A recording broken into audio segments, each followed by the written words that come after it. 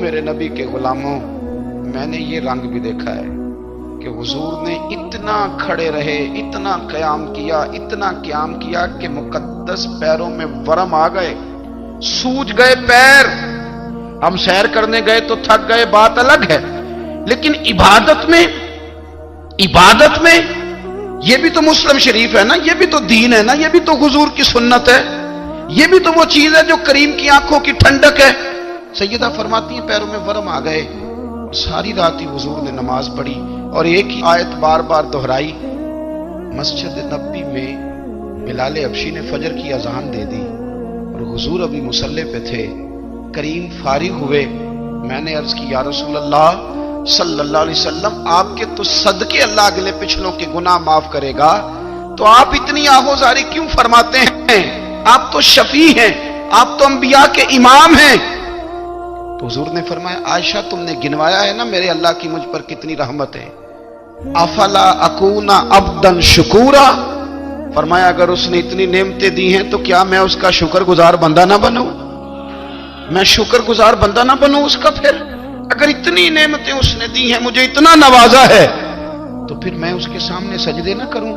او میرے بھائی، بڑے قابل فخر لوگ ہیں ہم کہ ہم نبی پاک کے غلام ہیں، ہم قابل فخر ہیں کہ نبی کریم کے غلام ہیں۔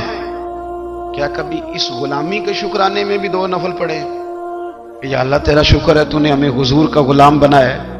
یاد رکھیں کہ اپنی روحانی زندگی کو آباد کریں، استغفار پڑھیں، تسبیحات کریں، کچھ چھوٹے چھوٹے اعمال ہیں ان کو اپنی زندگی میں حصہ بنائیں۔ ترمذی شریف میں حدیث ہے، نبی پاک صلی اللہ علیہ وسلم نے فرمایا 3 مرتبہ صبح 3 مرتبہ شام اعوذ باللہ السمیع العلیم 3 دفعہ یہ پڑھو، اور 1 دفعہ سورۃ حشر کی آخری 3 آیات، واللہ الذی لا الہ الا هو عالم الغیب والشہادۃ هو الرحمن الرحیم۔ اعوذ باللہ من الشیطان الرجیم ہے نا، اس کو پڑھنا ہے اعوذ باللہ السمیع العلیم من الشیطان الرجیم، فرمایا 3 دفعہ اس کو پڑھو، اور 1 دفعہ سورہ حشر کی 3 آیتیں، 1 دفعہ صبح اور 1 دفعہ شام۔ صبح کیا ہے، شام کیا ہے؟ تو اعلیٰ حضرت بریلوی فرماتے ہیں صبح سے مراد ہے آدھی رات ڈھلنے سے لے کر سورج نکلنے تک، آدھی رات ڈھلنے سے لے کر یعنی تہجد کا ٹائم سے لے کر سورج اور شام کیا ہے، دوپہر ڈھلنے سے لے کر مغرب کی اذان تک،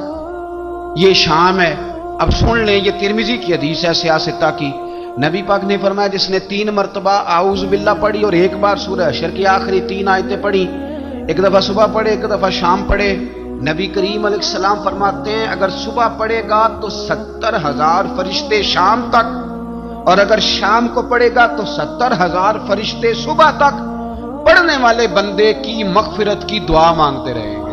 چلے میں تو اس بات پہ بھی بڑا راضی ہوں کہ پہلی دفعہ اہل سنت میں ایسا ہو رہا ہے کہ وظیفہ ملنے پر لوگ نعرے لگا رہے ہیں، ورنہ وظیفہ بتائیں تو کہنے ہیں ابھی پڑھیں گے پر کوئی تویز بھی لکھ چھڑو ماڑا گیا۔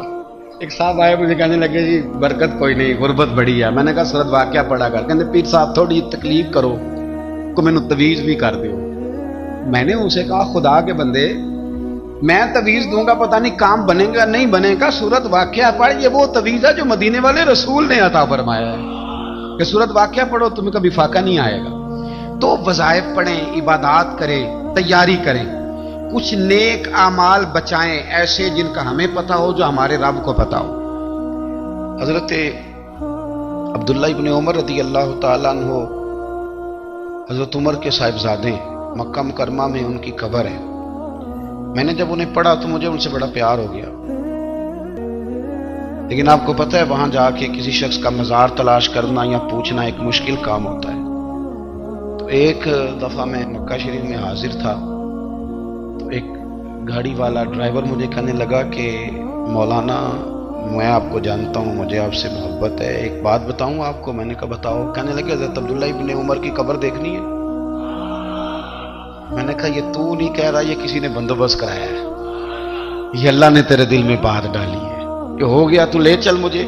حضرت عبداللہ ابن عمر کو نبی پاک نے فرمایا تھا راجل صالح، یہ نیک بندہ ہے، یہ متقی آدمی۔ حضرت عبداللہ ابن عمر رضی اللہ تعالیٰ عنہ سیدنا فاروق اعظم رضی اللہ تعالیٰ عنہ کے صاحبزادے ہیں، اور ان کی ہمشیرہ سیدہ حفصہ رضی اللہ تعالیٰ عنہ حضور کی زوجہ محترمہ ہے۔ ایک دن اپنی ہمشیرہ سے کہنے لگے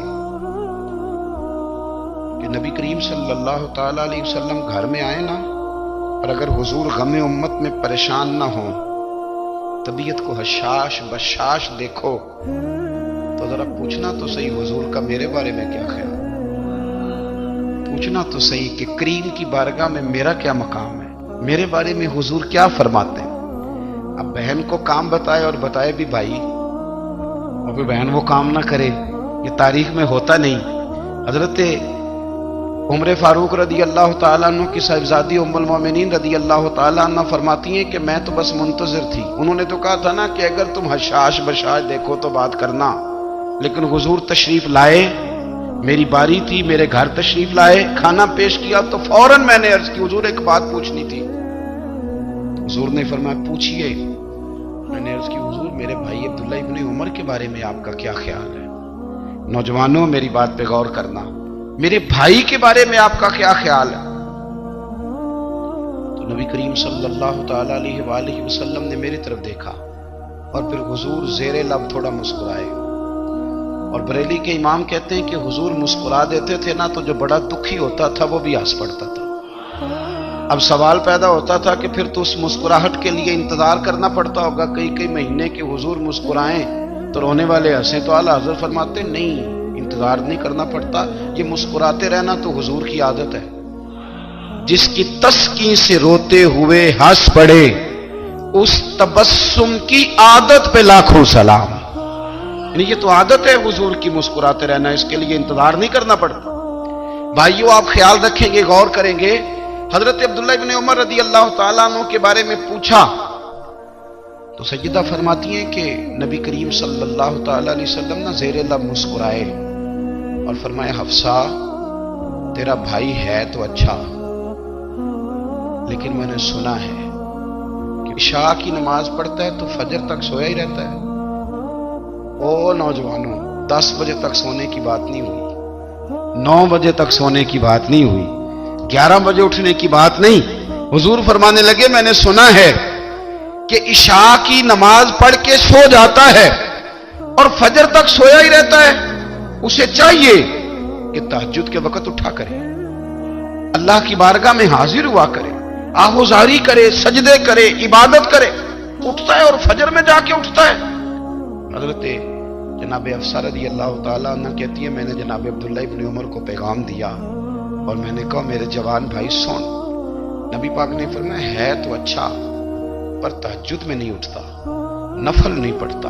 او میری ملت کے جوانوں، مزہ نہیں آ جاتا جب ساری دنیا سوئی ہو، ساری دنیا، اور بستر بھی گرم ہو اور نیند بھی پورا غلبہ کر رہی ہو، اور اچانک گھنٹی بجے دماغ میں، آنکھ کھلے، گھڑی پہ نظر پڑے، 3:30 4 بجے کا پیغام گھڑی بتائے، اور کوئی چڑھتی جوانی والا اٹھ کے وضو کرے، اور جب وہ مصلی کھول کے بچھائے تو مدینے والے محبوب کہتے ہیں کہ ہر نماز پہ رب ثواب دیتا ہے، اور جو اٹھ کے تہجد کی نماز پڑھے اسے دیکھ کے تو رب مسکراتا ہے، جو اس کی شان کے لائق ہے، جو اس کی شان کے لائق، وہ مسکراتا ہے، خوش ہوتا ہے کہ میرا بندہ تہجد میں اٹھ گیا، وہ مسکراتا ہے۔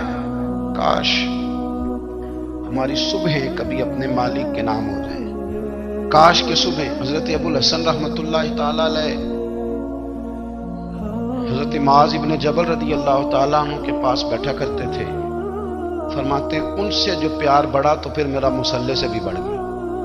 تابعی ہیں، فرماتے ہیں صحابی رسول سے محبت ہوئی تو ذکر سے بھی ہو گئی، پھر درود شریف سے بھی ہو گئی، محبت ان سے بڑھی تو پھر اللہ نے مسجد کا پیار بھی بڑھا دیا۔ آپ فرماتے ہیں کہ میری ہر وقت طبیعت چاہتی تھی کہ بس اللہ اللہ کروں، بس اللہ اللہ کروں، بس نہ میں ذرا تھوڑی جان چھڑاؤں لوگوں سے، کو 10 منٹ ملے تو میں کو 4 نفل پڑھ لوں، میں تھوڑا سا نہ بچوں لوگوں سے، اور مجھے تسبیح ملے تو میں نہ 400-500 دفعہ استغفار پڑھوں، سبحان اللہ، الحمدللہ، اللہ اکبر، لا حول ولا قوت الا باللہ، میں نا تسبیحات پڑھوں۔ فرماتے ہیں کہ بچے تھے گھر میں 6-7، غربت تھی، کام ملتا کوئی نہیں تھا، اور میں کام چور نہیں تھا، کام ڈھونڈتا تھا، پر اللہ کی قدرت کے کام نہیں ملتا تھا۔ فرماتے ہیں کہ میں نے ایک دن اپنی اہلیہ سے کہا کہ آج میں پھر جاتا ہوں کام ڈھونڈنے، تو میری بیوی بڑی فرما بردار تھی، پر اس دن نہ غربت کے ہاتھوں तंग आके कहने लगी, आज नाना कोई तू चीज लेके आया तो मुझसे बच्चों की भूख नहीं देखी जाती। सब रोगां दा रोग मुहम्मद, जिसदा नाम गरीबी, कंड बुला के लंघ जाते नी दोस्त यार करीबी। आज ना कुछ लेके आया तो मैं बच्चे लेके लेके चली जाऊंगी। शेख फरमाते हैं कि मैं बड़ा परेशान घर से निकला, पर मैंने सुबह से लेके जोर तक काम ढूंढा, काम मिला कोई नहीं। तो मेरे दिल में ख्याल आया, चलो काम नहीं मिलता तो अल्लाह अल्लाह तो करेगा, चलो बंदों की मजदूरी नहीं मिलती तो रब करीम की इबादत ही करते हैं। फरमाते हैं कि मैंने ना फुरात के पानी से वुजू किया, नहर के, शदीद धूप थी, साथ रेत थी और रेत तप रही थी। मैंने अपना रुमाल वहीं मुसल्ला के तौर पर बिछा लिया और फरमाते हैं कि जोर से लेकर असर तक नमाज पढ़ी, धूप भी पूरे जोर पे, पर मेरे सजदे का ज़ौक़ भी पूरे जोर पे। फरमाते हैं सूरज भी चमक रहा है और रब की इबादत का ज़ौक़ भी पूरे जोर पे। मैं सजदा करूं तो फिर मेरा उठाने को जी न चाहे। मेरे उस्ताद लिखा करते थे, ये उनका शेर है, वो कहा करते थे, मुझे सोज दे, मुझे साज दे और मुझे नीम शब का न्याज दे, दमे सजदा खुद को मैं तोड़ दूं, मुझे ऐसा ज़ौक़े नमाज दे। और मैं तेरी बहार का फूल हूं, मैं खिला भी हूं तो तेरे लिए, मुझे मेरी शाख से तोड़ ले, मुझे अपनी जुल्फ का नाज दे। भाई फरमाते हैं कि असर तक मैंने नफल पढ़े, दिल ढलने लगा, असर की नमाज पढ़ी और मैं वहां से चला। अब मैं जब निकलने लगा तो दिल में ख्याल आया कि छोटी छोटी दीवारें हैं घर की, बगैर कुछ लिए जाऊंगा तो बीवी दूर से देखेगी तो शोर करेगी कि फिर खाली हाथ आ गया है। कहते मैंने अपने उसी रुमाल में जिसमें मैंने नमाज पढ़ी थी ना, रुमाल में की आखी दे पंजाबी साफा कहते हैं, उसी में ना मैंने कुछ रेत भर ली कि वो दूर से देखेगी तो समझेगी कुछ लेके आया है। चलो जाके उसे बता दूंगा कि आज फिर मजदूरी नहीं मिली। कहते हैं वो रेत लेकर जब मैं घर में गया तो पहले बीवी दरवाजे पे खड़ी होती थी, पूछती थी खाली हाथ आ गए हो? आज मैंने देखा तो है ही कोई नहीं। फरमाते हैं मैं अंदर दाखिल हुआ, सलाम लिए, कोने में मैंने वो रुमाल रख दिया और मैंने आवाज दी कि भली मानस कहां हो? तो वो कहने लगी आप मुंह हाथ धो ले, मैं रोटी लेके आई। मैंने कहा रोटी कहां से आ गई? यहां तो कई दिनों के फाके, तो कई दिनों की गुर्बत है, यहां तो इस घर में तो फकीरी है। फरमाते हैं कि वो रोटी लेके आई और उस वक्त की जो मौजूदा नेमतें थी, समझ ले सलाद, अचार, हर चीज साथ लाई। मैंने कहा कि बच्चे कहां गए? कहने लगी वो खाना खा के खेलने गए, आप खाना खा लें आ जाते। खाना उसने चुन दिया।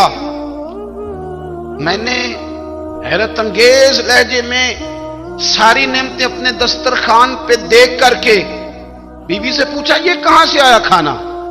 बच्चों को तूने कहां से खाना खिलाया? ये सारा कुछ कैसा है? कहने लगी पता नहीं आज आप किस करीम की मजदूरी करने चले गए थे, पता नहीं किस करीम की, मेरे घर में तो इतनी नेमतें आई हैं कि मुझसे संभाली नहीं जा रही, इतना अनाज है, इतना गंदुम है, किस करीम के दरवाजे आज चले गए थे? ये कहते कहते वो उठी और उठ करके कहने लगी पहले बड़ा कुछ आया था, अब क्या ले आए हो? और जा करके ना उसने वो रेत वाला रुमाल खोला। कहने लगे मैं तो लेके आया था रेत, तो मेरे रब ने उसे भी सोने और हीरे बना दिया था। जब आपकी तवज्जो अल्लाह की जानी, मेरे नबी पाक सल्लल्लाहु ताला अलैहि वसल्लम ने फरमाया हर चीज अपने रब से मांग, हर चीज मांग, हर चीज मांग। या रसूलल्लाह क्या कुछ? मेरे महबूब ने फरमाया तेरे घर में नमक भी खत्म हो जाए तो वो भी अपने रब से मांगा कर, तू मांगना वो तुझे देगा, तो उसकी बारगाह में कशकोले तलब दराज तो करना।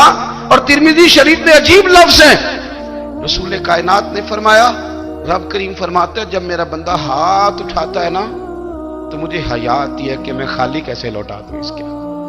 इतने बड़े बादशाह की बारगाह में ओ भाई, लोगों से इज्जतें तलाश करते हो तो वो क्या तुम्हें इज्जत देंगे? वो तो कल अच्छा कहते हैं परसों बुरा कहने लग जाते हैं। लोगों के सामने गुड बुक में आना चाहोगे तो वो तो सवेरे तुम्हारे बारे में कुछ कहेंगे, शाम कुछ और कहेंगे। अपनी रूहानी जिंदगी आबाद करें, अपने मुसल्ले को वक्त दें और दुनिया से छुप कर, इस मोबाइल को बंद करके और अपने आप से भी छुप के और तन्हा होके छुपा के सारा कुछ अपने आंसू अपने रब की बारगाह में पेश करें, उसके हुजूर हाजिरी दें। सुनो ना तिरमिज़ी की हदीस और इसे याद रखना, نبی پاک علیہ السلام نے فرمایا اپنے دکھ لوگوں کے سامنے نہ بیان کرنا، سیٹھوں نوابوں کو نہ بتاتے پھرنا، دنیا داروں کے سامنے جا کے نہ رونا کہ میں تکلیف میں ہوں۔ فرمایا اگر دنیا داروں کو دکھ بتاؤ گے رب تمہیں کبھی غنی نہیں کرے گا، اور لوگ ہیں کہ الٹا مذاق اڑائیں گے۔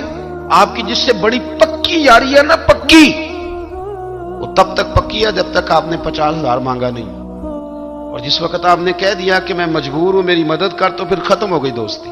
لوگوں کی تعلقات آپ کے ساتھ تب تک ہیں جب تک آپ ان سے کوئی ضرورت وابستہ نہیں کرتے۔ کریم محبوب فرمانے لگے بندوں کے سامنے دکھ نہ بیان کرنا، اللہ تجھے کبھی غنی نہیں کرے گا۔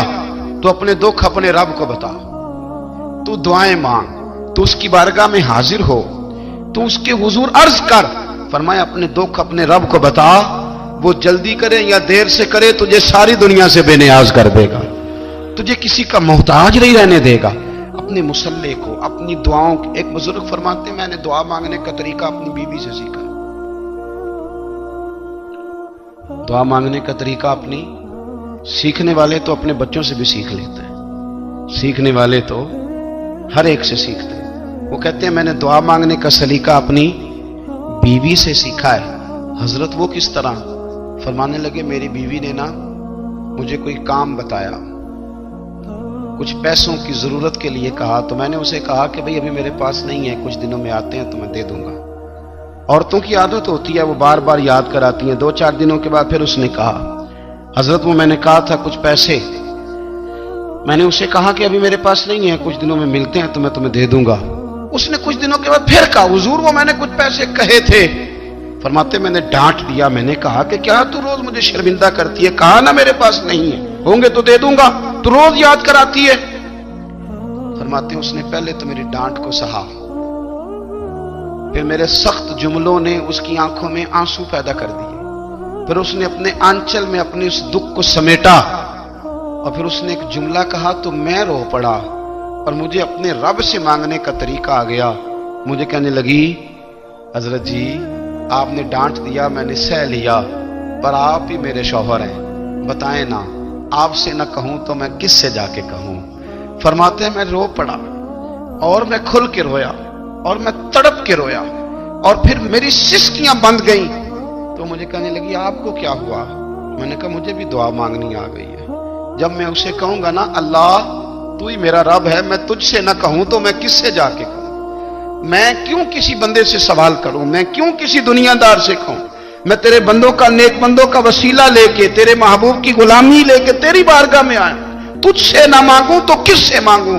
سمجھ آ گئی ہے جب میں اس رنگ میں مانگوں گا تو پھر رب میرے اوپر بڑا ہی فضل فرمائے گا، وہ میرے اوپر بڑی رحمت کرے گا، وہ میرے لیے آسانیاں کرے گا۔ عزیز دوستو، ہم اس طرح کرنے لگ گئے ہیں کہ ہم نے نا اپنے تعلقات پر اعتماد کرنا شروع کر دیا ہے۔ میرے تعلقات بہت ہیں، ہم نے اپنی دولت پر اعتماد کرنا شروع کر دیا ہے، میرے پاس دولت بہت ہے۔ ہم نے اپنے علم پر، اپنی شہرت پر اعتماد کرنا شروع کر دیا ہے کہ میرے پاس فلاں چیز بہت ہے۔ یاد رکھنا جب بے نیاز اپنی صفت بے نیازی دکھاتا ہے تو بڑی بڑی دولتوں والے مجبور نظر آتے ہیں۔ بھائیو جب انسان کا رشتہ اپنے مالک کے ساتھ ہوتا ہے پھر تو غم بھی کچھ نہیں کہتے، پریشانیاں بھی کچھ نہیں کہتی، پھر تو زندگی صبر والی، پھر تو زندگی توکل والی، پھر تو زندگی بھروسے والی، پھر انسان اپنے آپ کو رسوا نہیں کرتا، دنیا داروں سے امیدیں اس کی ختم ہو جاتی، امیدیں اللہ رسول سے لگا لیتا ہے، مضبوط ہو جاتا ہے، مضبوط، طاقتور ہو جاتا ہے، خوددار ہو جاتا ہے، باوقار باعزت ہو جاتا ہے۔